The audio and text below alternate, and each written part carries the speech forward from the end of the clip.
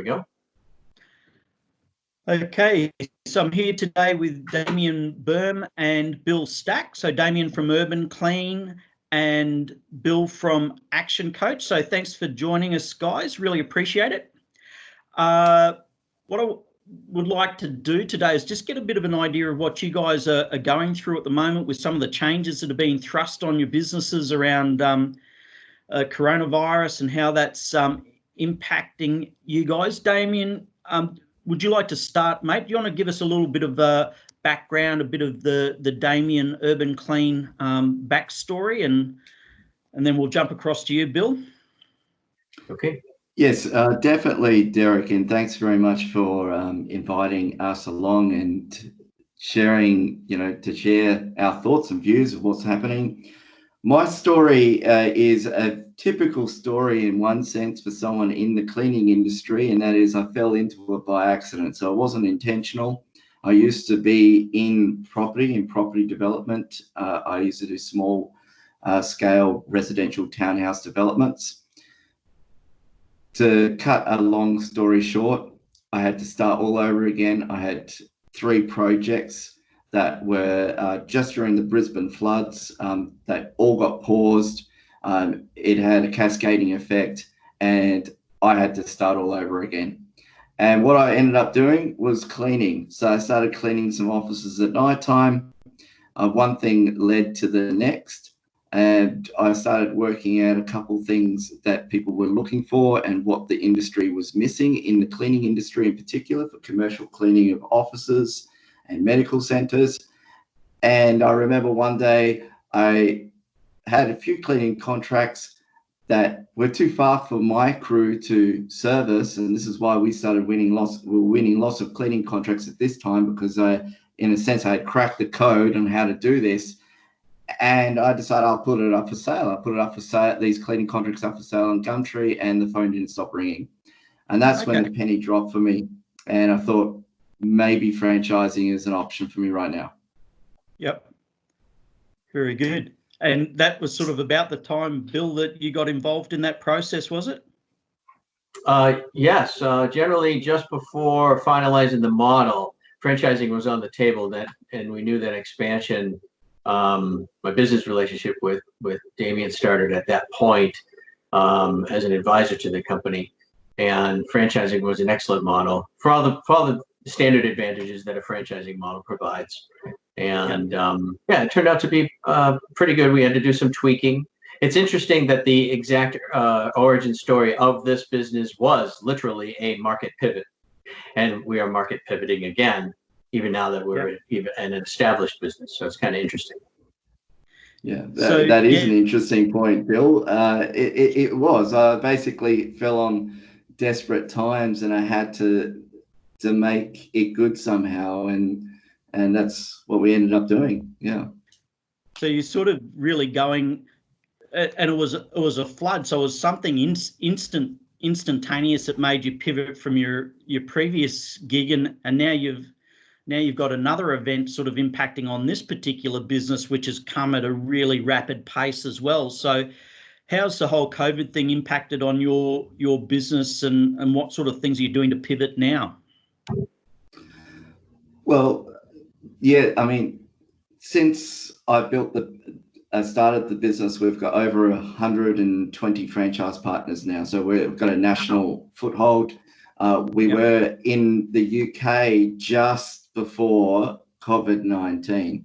And so this had been a year that we had earmarked as our year of international expansion. And we'll still be doing that, but we are definitely taking a different tact. We cannot do what we plan to do. We had the whole year booked for expos. None of that is going to happen.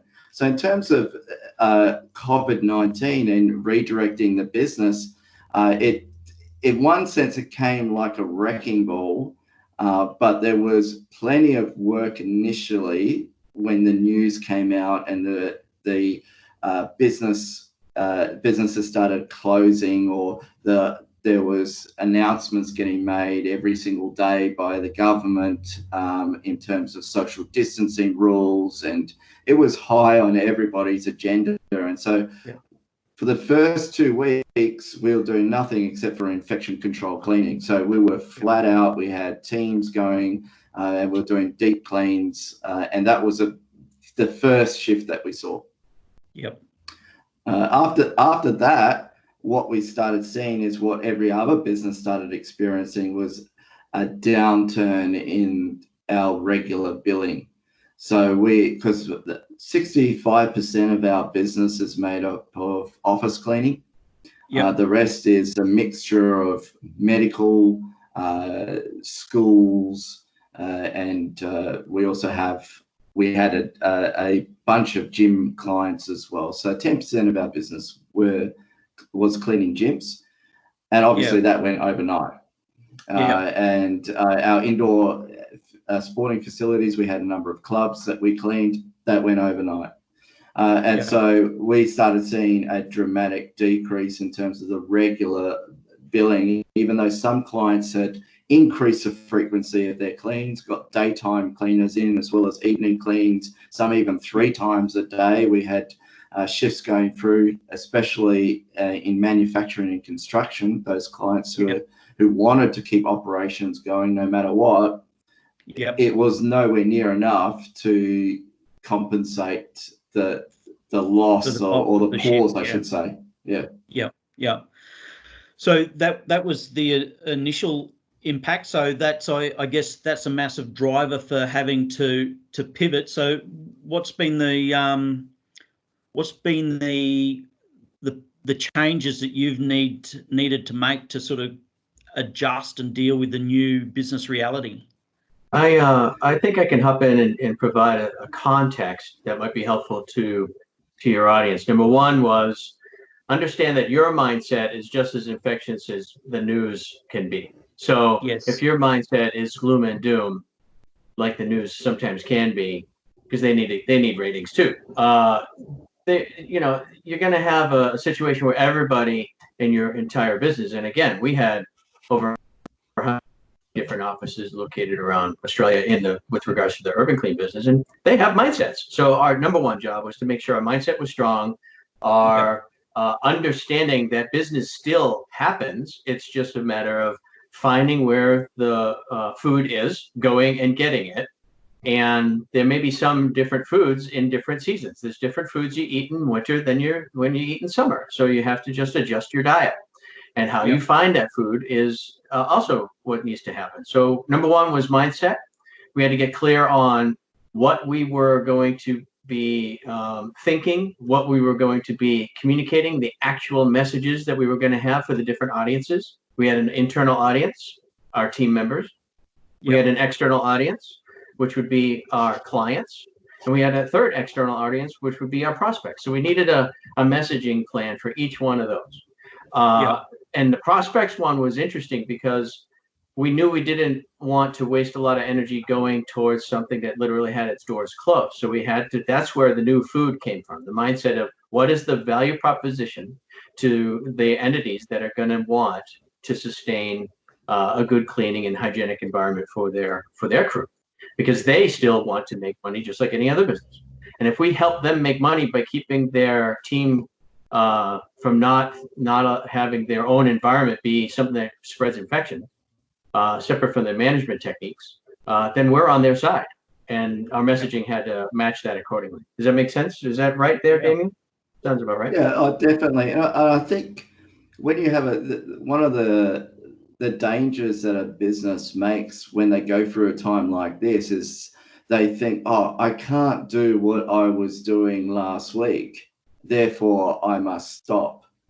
And they don't think about what is it that they're really doing in terms of servicing their clients. Yes, we clean, but what is it that we're really doing? Well, we're creating safe, hygienic environments. So when you start thinking about that, we're helping people have productive days so they can get on with work without worrying about dirt, dust, infection, all of that sort of stuff. They want a clean, fresh environment. Now, when you start looking at those things, then the solutions start becoming apparent, because you're not thinking just about what you're doing. You're thinking about, well, what problem am I really ultimately solving for my clients? And just as Bill said, it's just about communication. So it's about talking to your internal, external stakeholders.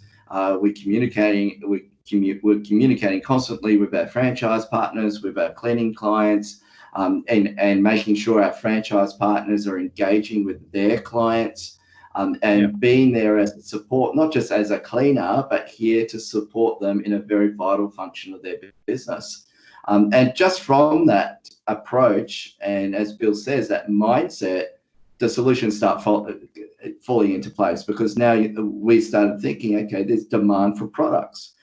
Clients need products not just at their office, but they also need it at their home. So we started shifting some of our business activity towards supplying them with essentials such as, hand sanitizer, stationery supplies, toilet paper, you name it. It's like, well, that makes a lot of sense. Now it has its own challenges in this environment, but it certainly helped us. And then the other thing that I think a lot of businesses forget to do right now is to market, because this is the best time to market a business. And people might think I'm crazy for saying that. Yeah. Oh, no, well, yeah. It's a really, really powerful observation that I hope's not lost on people, Damien. I mean, when things get tight, usually the first thing that gets cut is marketing budget and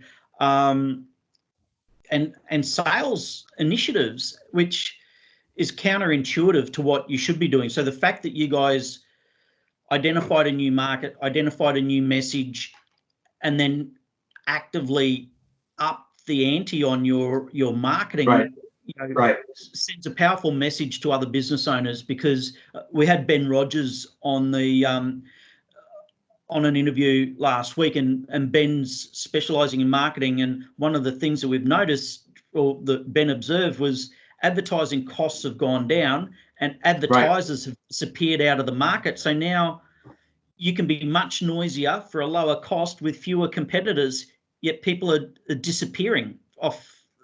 So mate, congratulations on being counterintuitive and going down that path of doubling down on your marketing. Well done. Thank you. I think the only thing people need to bear in mind when they're doing their marketing right now, and Bill and I have both discussed this, and Brad Sugars, who's founder of Action Coach 2, said it many times, you can't say the same thing that you said before this happened. So your message has to be different. The same market necessarily. Yeah. So like, for instance, we had to look at we have a very much a direct marketing approach for cleaning accounts. So when we go and win new business, it is very much, door to door, on the phone, building relationships, contacting people directly. Now, if we were to use the same wording, the same approach that we did before this all happened, it would be terrible. Like, we'd be getting thrown out the door, because people are saying, look around, see what's happening. So you've got to be aware of what's going on. And marketing's all about having the conversation, jumping into the conversation that's already happening in somebody's head. So if you're not part of that conversation, you're jumping in and said, oh, what? It's nowhere like what I'm thinking. It's none of the emotions, none of the thoughts. Yeah. And you seem to be completely unaware of the current situation. You're going to get thrown away. Your marketing message is not going to gel, and it's not going to draw people in. But if it's the same, if you're meeting people within that same conversation, and it's certainly about health and hygiene right now, you've got much greater chance of being successful. Yeah. So being a direct market marketing model or business development model, Damien, how have you guys utilized technology with that sort of lower touch, lower direct contact, physical contact sales model? How have you found technology to your advantage in this current market? One thing for sure is that people are very open to LinkedIn conversations. So anyone, I think LinkedIn and Zoom are going to be the two the two tech firms who are going to see so much come out of this. But yeah, I mean, people are very open to having a chat right now. They're bored. They're sitting at home. They think, well, yeah, why not? I'd like some form of human connection. So if anyone's in business development right now, if they're using a platform like LinkedIn, they're going to do well. Conversations that people maybe weren't really that interested in, or just connections that normally they wouldn't make, they are now making right now. And there's even a few environments where people are coming together as instead of doing networking physically, people are doing now virtual networking. And so we're seeing that change, and we're seeing there's high levels of engagement there. But in terms of exactly the things that have worked for us, it's quite surprisingly, we are still working at the door. Now we just take a different approach at it. So instead of coming in, we used to be very casual about going door to door and just saying, we always said we're not an interruption, we're a distraction. No one wants a distraction right now. So we can't come in as a distraction, as a casual social conversation, but we certainly can come in saying, we're implementing hygiene programs and obviously using proper PPE and wearing gloves and things like that. So people believe that this is a contactless, conversation and interaction and using social distancing. However, I think one of the things that people find very challenging, this is why marketing is people are freezing their marketing and their sales, is because they think they have to do something completely different from what they used to do. So they have to say, and they're thinking, oh, I've got to now learn before. Whereas most times that's not the case. It's just about looking at what you've got, what's your most successful marketing channel, and tweaking it and changing the message and changing the approach, rather than saying, okay, I can't do that anymore. I have to do something different that I don't really understand. And I know in the past has not been successful for us. Yeah, that's a really good observation. Innovation doesn't need to be some world shifting event or idea. So I really, really appreciate you sort of highlighting that. So, Bill, from your perspective, what are some of the things that business owners need, or executives for that matter, running departments, running teams, etc.? What do you think they need to be looking at, or what can they be focusing on from a process point of view to sort of achieve some of those outcomes or results that Damien's just talked us through? Sure. We sort of hopped from step 1 to step 3 in our conversation, so I'll fill in step 2. Step 1 was the mindset, the message, the media that you were going to use to convey that message, and how often you would be saying this particular message to that audience, right?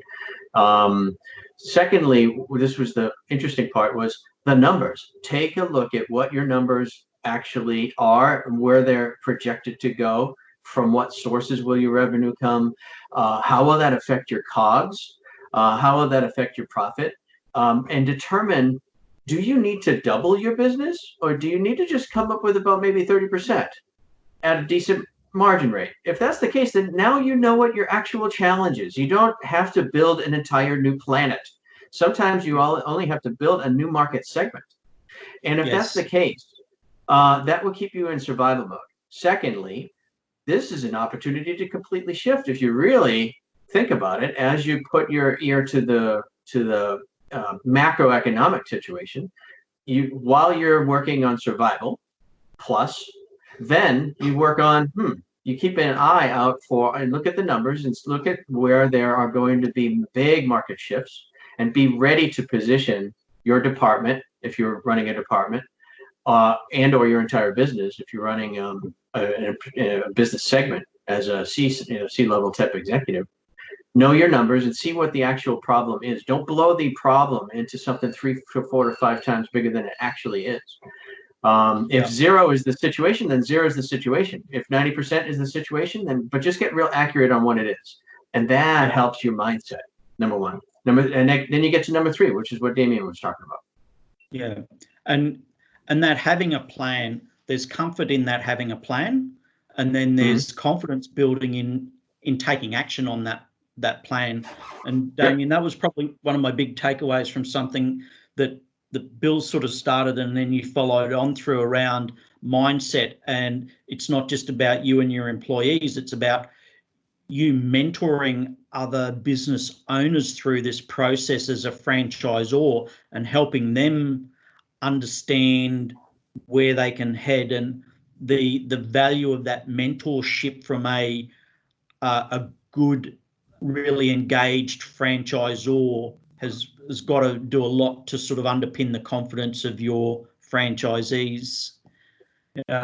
So guys, there's a saying, this too shall pass, where it was, definitely still in the, well, I won't even say the eye of the storm. Australia's maybe in the eye of the storm a little bit, whereas other countries aren't, but sort of looking forward a little bit. You guys are doing a lot of planning and thinking about what's now and changing your 12-month plan that you were working to.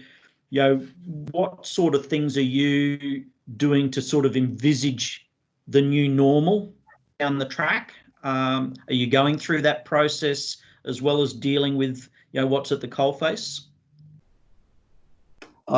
Definitely, and I think it would be wise for every single business to look at what's happened now as something that fundamentally shifts business for the next couple of years.